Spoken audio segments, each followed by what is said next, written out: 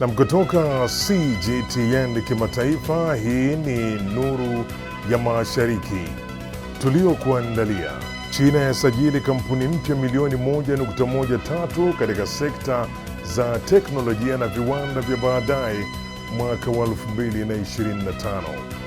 Sekta ya rejareja ya China ya rekodi ukuaji imara wakati wa likizo ya mwaka mpya wa Kichina. Na marubani vijana wa China wakumbatia uchumi wa anga ya chini. Kwa hayo na mengine mengi, karibu kwenye Nuru ya Mashariki. Jina langu ni Jacob Magoa, usiondoke.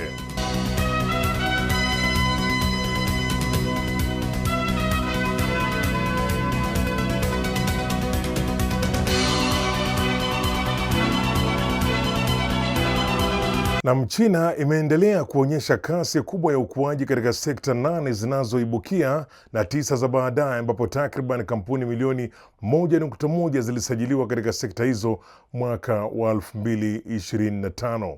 Mwenzangu Tom Wanjala alifuatilia taarifa hiyo na kutuandalia ripoti ifuatayo. Kwa mujibu wa mamlaka ya usimamizi wa soko ya China, baadhi ya sekta za teknolojia ya hali ya juu kama vile roboti zenye umbo la binadamu, usafiri wa anga wa kiraia na sekta ya AI zimeonyesha ukuaji mkubwa.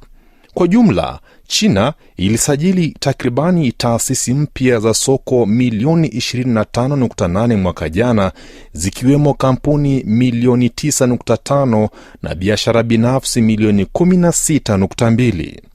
Sekta zinazohusiana na matumizi ya walaji pia zimeonyesha matumaini makubwa.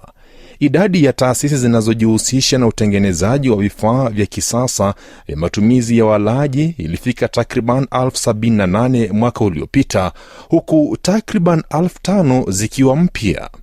Sekta ya utalii wa kitamaduni iliongeza kampuni mpya milioni 3.3, ikiwa ni ongezeko la 12.2% kwa mwaka.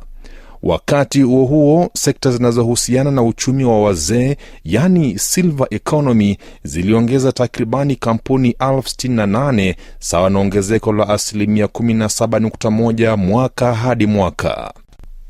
Mamlaka za udhibiti wa soko zitaendelea kuboresha mifumo ya kuingia na kutoka sokoni, kukuza ushindani wa haki na kuboresha huduma za serikali kwa wafanya biashara, hatua zitakazochochea zaidi uhai na nguvu za taasisi zote za soko. Na kwingineko ni kwamba sekta ya rejareja nchini China ilishuhudia ukuaji mkubwa wakati wa likizo ya sikukuu ya mwaka mpya wa jadi wa Kichina, huku mauzo yakiongezeka basi kwa 24% ikilinganishwa na mwaka uliopita. Takwimu za hivi karibuni zinaonyesha kuimarika kwa matumizi ya watumiaji katika kipindi hicho muhimu cha sherehe. Mwenzangu Hamis Darwesh alizamia taarifa hiyo na kutuandalia ripoti ifuatayo. Tamasha la majira ya mchipuko linalojulikana pia kama mwaka mpya wa jadi wa Kichina liliangukia tarehe 17 Februari mwaka huu, huku likizo rasmi ya siku 9 ikianza tarehe 15 Februari. Msongamano wa safari za kipindi hiki ulianza tarehe 2 Februari na utaendelea hadi tarehe 13 mwezi Machi. Wakati wa likizo hiyo, wastani wa mauzo ya kila siku ya bidhaa za dhahabu, fedha na vito vya thamani uliongezeka kwa 33.4 mwaka hadi mwaka, huku miji mikubwa ya daraja la kwanza ikishuhudia ongezeko kubwa la mahitaji ya bidhaa hizi za thamani ya juu kadri watumiaji walivyomiminika kwenye maduka makubwa wakati wa mapumziko ya sherehe. Mahitaji ya mikusanyiko ya sherehe na kuungana kwa familia pia yalichochea ongezeko kubwa la bidhaa muhimu, ambapo mauzo ya kila siku ya bidhaa za chakula yaliongezeka kwa 23% ikilinganishwa na mwaka uliopita. Wakati huo huo, sekta ya mavazi ilirekodi ongezeko la 17.3 katika mauzo ya kila siku, likichochewa na utamaduni wa kununua nguo mpya kwa ajili ya mwaka mpya wa Kichina, pamoja na mahitaji ya wale waliosafiri kurejea makwao. Ndani ya kundi hili, mavazi ya michezo yalijitokeza kama yanayofanya vizuri zaidi sokoni. Aidha, sekta ya teknolojia pia ilinufaika kwa kiasi kikubwa kutokana na hatua za serikali za kuunga mkono uchumi, ikichochewa na sera ya kubadilisha bidhaa za zamani kuwa mpya. Wastani wa mauzo ya kila siku ya vifaa vya mawasiliano uliendelea kukua kwa viwango vya tarakimu mbili katika kipindi chote cha likizo, jambo linaloashiria kuendelea kuachiliwa kwa uwezo wa matumizi kote nchini China. Kwingineko basi ni kwamba timu ya 12 ya madaktari kutoka China nchini Malawi imeendelea kutoa huduma za matibabu kwa wagonjwa pamoja na kuwajengea uwezo wa wahudumu wa afya wa ndani, ikiwa ni sehemu ya juhudi za kuimarisha mfumo wa afya wa taifa hilo. Nilifuatilia taarifa hiyo na kukuandalia ripoti ifuatayo. Hadi kufikia mwezi huu, timu hiyo yenye wataalamu 18 imeshawahudumia jumla ya wagonjwa 19,146, kufanya zaidi ya upasuaji 750, kuokoa zaidi ya wagonjwa mahututi 350 na kutoa mafunzo kwa zaidi ya wahudumu wa afya 210 wa Malawi. Miongoni mwa wanatimu hao ni Zhao Pengliang, daktari bingwa wa upasuaji wa kawaida kutoka hospitali ya wanawake na watoto ya kaskazini magharibi mwa China iliyoko Xi'an, mkoa wa Shanxi. Tangu aanza safari yake ya kutoa msaada barani Afrika Julai 14 mwaka 2025, Zhao amehudumia wagonjwa 1090 na kufanya zaidi ya upasuaji 610. Mgonjwa aliyefanyiwa upasuaji wa kurekebisha tatizo la cloacal ectophy, hali ya kuzaliwa nayo ambapo viungo vya ndani vya mkojo, uzazi na utumbo hutokea nje ya mwili kutokana na kutofunga vizuri kwa ukuta wa tumbo. Ni mtoto wa kike mwenye umri wa siku 3 tu, hali ambayo ni nadra sana nchini Malawi. Upasuaji huo ulihitaji kurekebisha kwa wakati mmoja mifumo ya mkojo, uzazi na mmeng'enyo wa chakula. Timu yetu ilifanya kazi bila kusimama kwa saa 5 mfululizo na hatimaye kufanikisha zoezi hilo gumu kwa kutumia vifaa vya kawaida vya upasuaji. Licha ya ukosefu wa vifaa maalum, mtoto huyo alipoanza kukojoa kawaida kwa mara ya kwanza baada ya upasuaji, wodi nzima ya watoto wachanga ililipuka kwa shangwe. Haya ni mafanikio ya kwanza ya aina yake kufanyika nchini Malawi. Mbali na upasuaji tata, timu hiyo inayofanya kazi katika hospitali kuu ya Mzuzu na hospitali kuu ya Kamuzu imeanzisha pia ubunifu wa kutengeneza vifaa vya mifereji ya shinikizo hasi kwa ajili ya kuwahudumia wagonjwa mahututi. Aidha, imeandaa mipango ya matibabu kwa wagonjwa wenye changamoto kubwa kupitia ushauri wa mbali, kufanya zaidi ya vipindi 200 vya mafundisho ya kitabibu na mafunzo maalumu 35. Timu hiyo pia imewafundisha madaktari 12 wa ndani na kuanzisha mbinu 4 mpya za kitabibu nchini Malawi, ikiwemo uboreshaji wa viwango vya upigaji picha za kitabibu kwa watoto. Mafanikio yanayopatikana kupitia ushirikiano wa mataifa haya mawili yanachangia kujenga jamii yenye mustakabali wa pamoja kwa wanadamu wote. Katika mji wa Chengdu, kusini magharibi mwa China, mwanamume asiyeona amewekeza akiba yake yote kuanzisha kundi la muziki linalowapa watu wenye ulemavu wa macho matumaini, urafiki na nafasi ya kuonyesha vipaji vyao, kama anavyoarifu Simiyu Wanjala. Zhang Shiwei mwenye umri wa miaka 78 na mpiga masaji mstaafu asiyeona alianzisha kundi la sanaa liitwalo Unyielding Spirit Art Troupe takriban miaka 13 iliyopita. Alibadilisha duka lake la zamani la masaji kuwa chumba cha mazoezi ambapo wanamuziki wasioona hukutana kila Jumatatu kufanya mazoezi ya muziki. Zhang alipoteza uwezo wa kuona kabisa akiwa na umri wa miaka 30 kutokana na ugonjwa wa macho. Baada ya kumpoteza mke na mwanawe mwaka 2013, alijitolea kusaidia jamii, akiwaleta pamoja watu wasioona wenye mapenzi ya muziki. Kundi hilo lina wanachama 22 na limekuwa likijiandaa kushiriki majaribio ya tamasha la watu wenye ulemavu la mwaka mpya wa Kichina katika jimbo la Sichuan. Wanachama huongozwa na kujitolea kupanda jukwani huku wakitegemeana kwa kuwekeana mikono mabegani. Zhang amefadhili ununuzi wa ala, mavazi na ukarabati wa chumba cha mazoezi kwa kutumia fedha zake binafsi. Wanachama wa kundi hili wanasema juhudi zake zimewapa nafasi ya kuonyesha vipaji vyao na kujenga urafiki. Kwa wanamuziki hawa, muziki umekuwa chanzo cha nguvu, huku juhudi za Zhang zikitoa mwanga na matumaini kwa jamii ya wasioona. Sekta ya ndege zisizo na rubani nchini China inaendelea kukua kwa kasi, huku vijana wakichukua nafasi ya mbele katika kuendeleza uchumi wa anga ya chini kupitia majaribio na ubunifu wa kiteknolojia. Timu ya marubani vijana katika jiji la Kunshan inaonyesha uwezo mkubwa wa China katika tasnia ya droni ndani na nje ya nchi. Ronald Mutie anaripoti zaidi. Timu ya vijana wanaoendesha droni katika jiji la Kunshan, mashariki mwa China, inakumbatia mustakabali wenye matumaini wa uchumi wa anga ya chini ndani na nje ya China. Timu hiyo ya marubani wa droni, wengi wao wakiwa wamezaliwa baada ya mwaka 2000, hufanya safari za majaribio ya ndege hizo kila siku. Wanashirikiana vyema na kuendesha droni na kukusanya data kuhusu ndege hizo katika hali mbalimbali. Wang Jihao, kiongozi wa timu hiyo ya watu 27 mwenye umri wa miaka 26, anasema kuwa safari ya majaribio ndiyo hatua ya mwisho kabla ya droni kukabidhiwa mnunuzi wake. Hivyo wanahitaji kufanya maandalizi mengi kwa ajili ya safari hiyo. Our preparatory meeting will conclude with a plan for the next day's flight task. It covers the status of aircraft and operators, the meteorological conditions, and even the movements during the flight. Mbali na Kunshan, timu hiyo pia imefanya safari za majaribio katika maeneo mengine kama vile Tianzhou katika mkoa wa Zhejiang, mashariki mwa China, ambapo waliendesha droni kuruka zaidi ya kilomita 50 kutoka katikati ya jiji hadi kisiwa cha Dacheng na kurejea. Jaribio hilo la safari ya kwenda na kurudi ililenga kudhibitisha uwezo wa uendeshaji wa droni ili kuhakikisha huduma ya kawaida ya usafirishaji wa droni kuvuka bahari kwenda kisiwa cha Dacheng katika siku zijazo. Timu hiyo pia ilifanya safari ya droni huko Abu Dhabi, Falme za Kiarabu, licha ya changamoto za hali ya hewa katika eneo la jangwani kama vile joto la juu. Ramani iliyopo katika chumba cha mikutano inaonyesha maeneo ambapo marubani hao wamefika. In 2025, we set off from the Kunshan base and flew approximately 45,000 kilometers in nearly 1,000 flights by year end. So, in total, the mileage exceeded the circumference of our Earth. Kwa shauku kubwa ya safari za droni, marubani hao sasa wanajivunia zaidi kutekeleza majukumu muhimu. Tarehe 5 Februari, timu hiyo iliendesha kwa mara ya kwanza hadharani ndege ya kwanza ya China ya umeme inayoruka na kutoa wima, yaani eVTOL, yenye uzito wa zaidi ya tani 5 wakati wa kuruka na kukamilisha safari yake ya kwanza ya wazi kwa umma.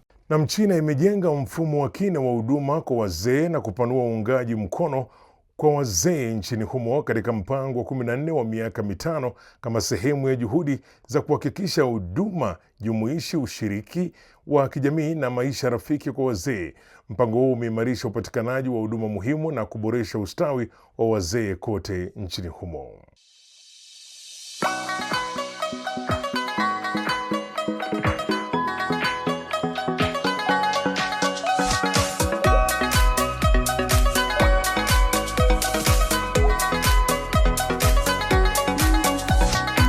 Mambo na karibu katika kipindi cha Ifahamu China. Mimi ni Zakia Peng. Jumba la makumbusho lililoko mkoa wa Xinjiang, kaskazini magharibi mwa China, limetumia teknolojia ya kisasa kuonyesha desturi za maziko za karne zilizopita na kuwezesha makaburi kuzungumza kuvuka wakati. Mwaka 2007, wakati wa ujenzi wa njia ya chini ya ardhi katika mji wa Kucha, kaburi lenye historia ya tangu enzi za Wei na Jing liligunduliwa bila kutarajiwa. Makaburi hayo yalihifadhiwa vizuri na vyombo vilivyotumika katika maziko ilikuwa na kipekee na kutoa ushahidi wa thamani kwa elimu ya historia ya sehemu za magharibi. Kucha, unaojulikana kama Qiuchi katika enzi za kale, ulikuwa moja ya enzi 36 za sehemu za kale za magharibi. Ulikuwa ni kituo muhimu katika njia ya kale ya hariri na makutano muhimu kwa ajili ya muunganiko wa utamaduni wa mashariki na magharibi. Sanaa ya Budha, musimi na michoro ya ukutani vilishamiri na kuchochea kuibuka kwa utamaduni wa kipekee wa Qiuci. Kwa makaburi haya ambayo hayajaguswa kwa zaidi ya miaka 1000, Ma Lili Afisa mwangalizi wa eneo la jumba la makumbusho la makaburi ya kale ya Qiuci, Wei Najing, alitafakari na timu yake jinsi ya kuleta thamani ya kihistoria kwa mabaki hayo kwa ufuatiliaji wa umma. Hatimaye timu hiyo iliamua kutumia teknolojia ya kidijitali kuleta uhai kwenye mabaki hayo. Kupitia maonyesho ya maingiliano, makaburi hayo na vifaa vya maziko vilirejeshwa katika muonekano wake wa asili na kuruhusu wageni kujionea wenyewe uwezo na mvuto wa utamaduni wa kucha na kuleta pumzi mpya ya uhai katika ustaarabu huu wa kale katika zama mpya. Haya, kwa leo kipindi hiki kinaishia hapa. Katika kipindi kijacho nitaendelea kukuletea mambo mengine yanayovutia kuhusu utamaduni na jamii ya China. Asante kwa kuwa nami. Mimi ni Zakia Peng. Kwa heri.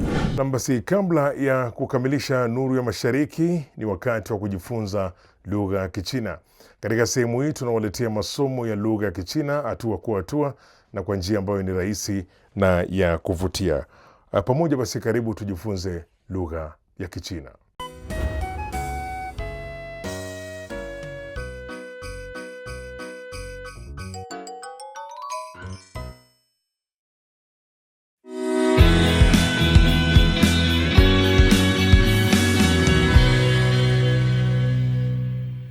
Hamjambo, karibuni katika darasa la Kichina la YCT.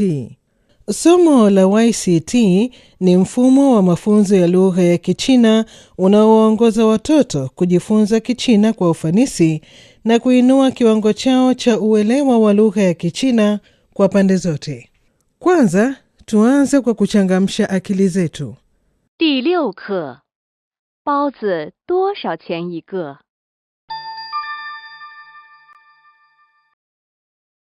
Panda anakula mwanzi. Panda anaandika kwa kutumia brashi. Watoto, tafadhali someni. Kama ukisoma kwa usahihi, Panda atapata mwanzi wake aupendao. 买，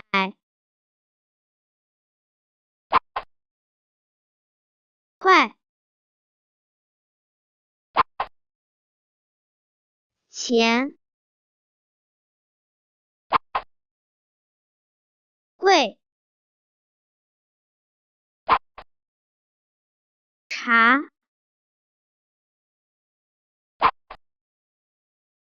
杯，个，多少？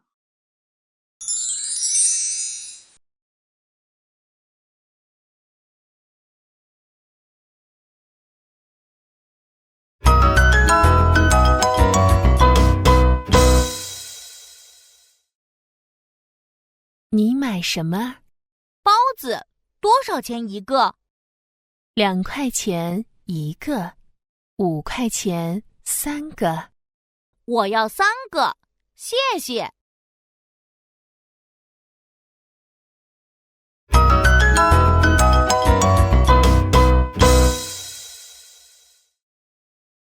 你买什么？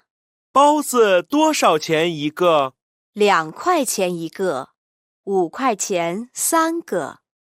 我要3个，谢谢。他想买什么？他想买包子。3个包子多少钱？5块钱。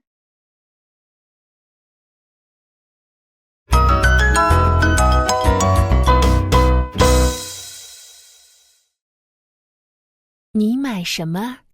包子多少钱一个？2块钱一个，5块钱3个。我要3个，谢谢。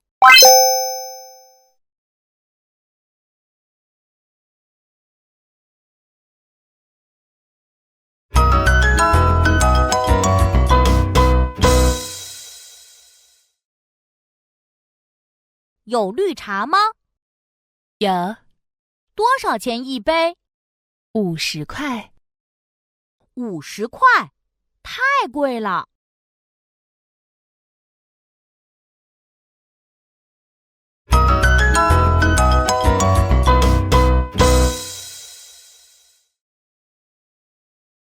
有绿茶吗？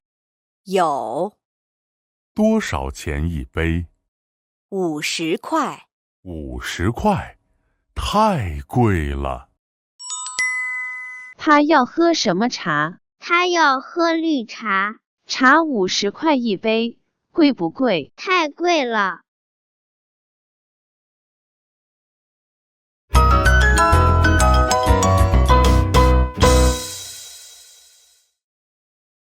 有绿茶吗？有。多少钱一杯？50块。50块，太贵了。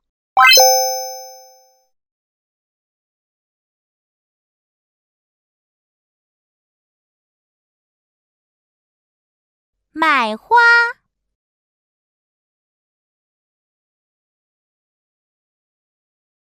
你好，你买什么？玫瑰花多少钱一支？10块。太贵了，昨天5块吧？对，昨天2月13号，今天2月14号。他买什么？买花。玫瑰花多少钱一支？10块。昨天多少钱一支？5块钱。为什么今天贵呢？今天2月14号。 Kazi ya nyumbani kwa leo ni kusoma maandishi. Kesho tutaendelea na mchezo huu. 再见. Kufikia hapo ndipo napokamilisha basi makala haya ya Nuru ya Mashariki. Usikose kujiunga nasi tena juma lijalo sana wakati kama huu kwa makala mengine ya Nuru ya Mashariki. Kwa niaba ya wote waliofanikisha kuletea makala haya, mimi ni Jacob Mogoa anasema shukran kwa kuwa nami. Kwa taarifa zaidi kuhusu China, unaweza kutembelea tovuti ya CRI Kiswahili na marafiki_CN kwenye Facebook. Pia unaweza kupakua app ya Cheche kwenye Google Play na Palm Store.